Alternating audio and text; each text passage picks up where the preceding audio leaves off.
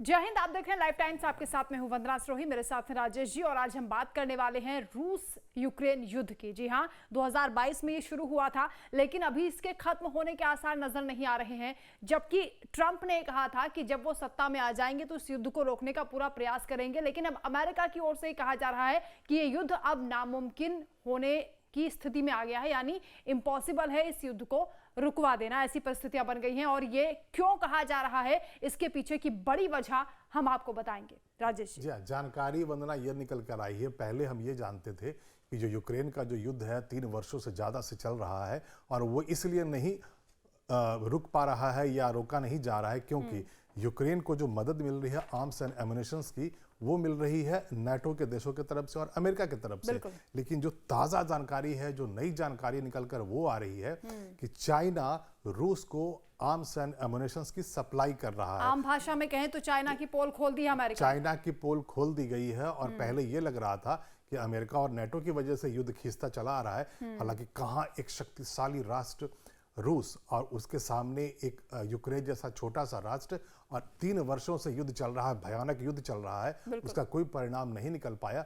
तो पहले दुनिया को यही लग रहा था कि इसके पीछे नाटो और अमेरिका है, लेकिन अब जो नई जानकारी है कि इसके पीछे चाइना है। और ये जो जानकारी निकल कर आई है वंदना, वो सीधे जेलेंस्की की तरफ से आई है। जेलेंस्की ने एक बयान जारी कर कहा है कि उनके पास डेफिनेट इंटेलिजेंस इनपुट्स हैं। वो ये बता रहे हैं कि पूरा खुलासा करेंगे वो 1 हफ्ते के अंदर कि किस तरह से चाइना आर्म्स एंड एमुनिशंस की सप्लाई कर रहा है रूस को। बिल्कुल, और जेलेंस्की ने ही अपनी खुफिया एजेंसियों को लगा दिया था इस काम पर, क्योंकि 2023 से ही ऐसी खबरें सामने आ रही थी। अमेरिका भी दावा कर रहा था कि चीन इसके पीछे है। भले ही वो डायरेक्ट हथियार सप्लाई ना कर रहा हो, लेकिन जो इक्विपमेंट्स होते हैं वो चाइना से ही बनकर रूस में पहुंचाए जा रहे हैं, और कई कंपनियां वहां पर हैं जो ये काम कर रही हैं। यहाँ पर जेलेंस्की एक कदम आगे जाकर ये कह रहे हैं कि उनके पास जो जानकारी है वो बिल्कुल डेफिनेट जानकारी है कि रूस की टेरिटरी में चाइना के इंजीनियर्स, चाइना के सोल्जर्स वहां पर वो निर्माण कर रहे हैं वेपन का,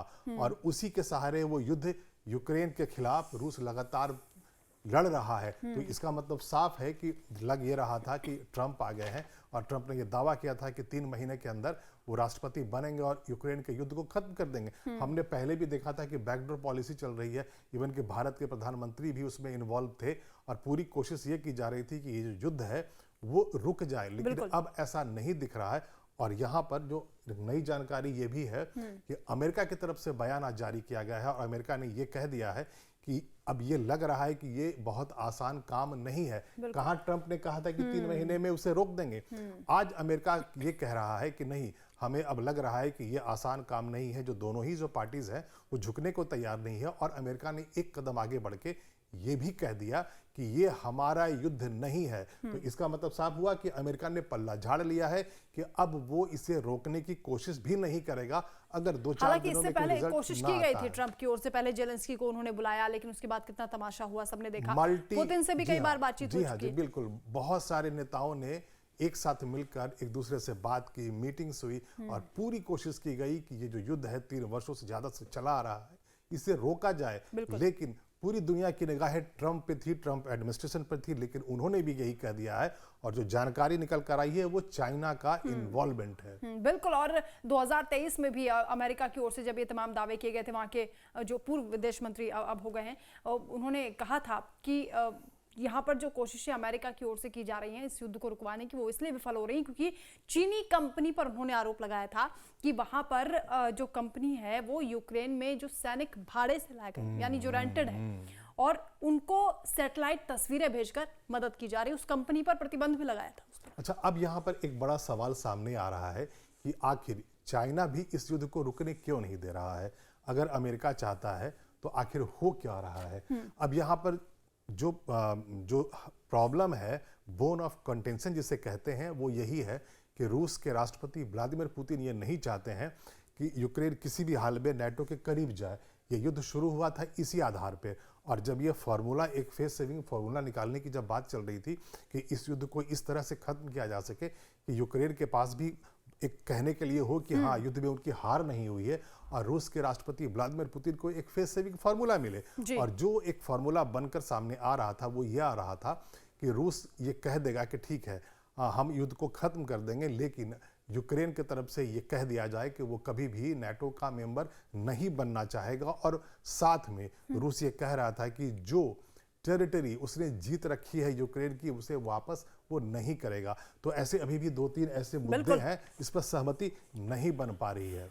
ये देखिए, जो रूस की और चीन की साजिश है ना मिलकर, ये कई बार खुल चुकी है। इससे पहले पश्चिमी देशों ने जिस तरह से प्रतिबंध रूस पर लगाए थे, उसके बाद जो कारोबार लगभग कई कंपनियों ने वहां से समेट लिया था, जो रूस में काम करती थी वो कंपनियां छोड़कर आ गई थी वहां से। लेकिन उस दौरान भी चीन का जो व्यापार था रूस के साथ वो बढ़ा था। एक जो आंकड़ा है वो बताता है कि 2022 में 90 अरब डॉलर तक इसका जो रूस का और चीन का व्यापार था वो बढ़ गया था, जबकि 2021 में यानी युद्ध से पहले ये 30% कम था।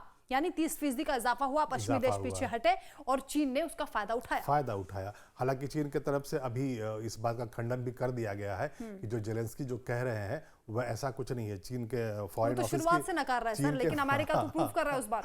चीन के फॉरेन ऑफिस की जो आज ब्रीफिंग हुई है, उसमें जब पत्रकारों के सवाल का जवाब चीन के अधिकारी दे रहे थे तो उन्होंने कहा कि नहीं, बिल्कुल ऐसा नहीं है, चीन का वहां कोई इन्वॉल्वमेंट नहीं है। लेकिन जेलेंस्की ने साफ तौर पे कहा है कि उन्हें कुछ दिन का वक्त लगेगा, हफ्ते दिन का वक्त लगेगा। वो बहुत बड़ा खुलासा करने वाले हैं, सबूत देने वाले हैं कि चीन किस तरह से इस युद्ध को भड़का रहा है, जहां पूरी दुनिया इस कोशिश में लगी हुई है कि युद्ध खत्म हो जाए, दोबारा से रिकंस्ट्रक्शन हो जाए, वहां पर यूक्रेन दोबारा से बस जाए, आबादी वापस आ जाए और ये युद्ध जो है वो खत्म हो जाए। तो अब चीन इसे भड़का रहा है। कहीं ये जेलेंस्की के लिए इमेज सेविंग वाली कोई टेक्निक तो नहीं है? क्योंकि हो सकता है हाँ। सीधा अमेरिका ने आरोप लगाया था जब वो इंटरव्यू हो रहा था, जब ट्रंप और जेडी वेंस वहां पर मौजूद थे, जब उनसे जो बर्ताव उन्होंने किया था उस दौरान, या जो भी कह लीजिए बहस हुई थी, उसके बाद हाँ अमेरिका ने ब्लेम किया था कि जेलेंस्की नहीं चाहते कि युद्ध रुके। देखिए, अब वहां पे जब ट्रंप से मिलने जेलेंस्की गया व्हाइट हाउस, तो वहां ओवल ऑफिस में दोनों में जोरदार बहस हुई। पूरी दुनिया ने देखा उसे, क्योंकि दोनों के पास जो शर्तें थी दोनों मान नहीं रहे थे। तो उस वक्त ये लग रहा था कि हाँ अब ये मुश्किल आएगी और वो मुश्किल बढ़ती चलेगी, युद्ध नहीं रुका। अब जेलेंस्की को ये लग रहा है कि एक तरफ अमेरिका नहीं चाह रहा है कि ये युद्ध खत्म हो जाए, दूसरी तरफ आपने जैसे कहा कि हो सकता है उनका फ्रस्ट्रेशन हो, तो वो ये दुनिया को बता रहे हैं कि सिर्फ अमेरिका ही नहीं है, अब चाइना भी इस युद्ध को खत्म होने नहीं दे रहा है। बिल्कुल, चाइना को इससे फायदा हो रहा है और इंतजार इस बात का करना होगा जब जेलेंस्की जो दावा कर रहे हैं उसको वो किस तरह से प्रूव करते हैं, उनकी जो खुफिया एजेंसियां हैं उनके पास क्या सबूत इकट्ठा होते हैं और चीन को वो कैसे एक्सपोज करेंगे, क्योंकि चीन तो शुरुआत से ही जो तमाम आरोप लगाए जा रहे हैं उनको खारिज कर रहा है। तो आगे भी इस पर हम चर्चा करेंगे और भी अपडेट्स आपके साथ लेकर आएंगे। फिलहाल के लिए इतना ही। जय हिंद। धन्यवाद। जय हिंद।